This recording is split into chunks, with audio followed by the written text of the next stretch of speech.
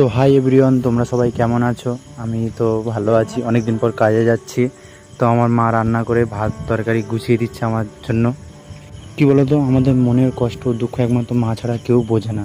মা জানে ছেলেটা কাজে যাচ্ছে, কি খাবে, ওর জন্য তো রান্না করে দিতে হবে। তাই জন্য মা সকালবেলা ভোরবেলা উঠে রান্না করে দিল, ভাত তরকারি করে দিল, সুন্দর করে গুছিয়ে দিচ্ছে। মায়ের ভালোবাসা আছে বলেই আমরা যত্নে আছি। এই ব্যাগ গুছিয়ে নিলাম, সাইকেলে এবার ঝুলিয়ে নেবো, নিয়ে এবার কাজের দিকে রওনা দেবো। রাস্তায় উঠে গেলাম সাইকেল চালিয়ে। এবার 20-25 মিনিট সাইকেল চালিয়ে স্টেশনে যেতে হবে। কিছু করার নেই, ছেলেদের জীবনটাই এরকম।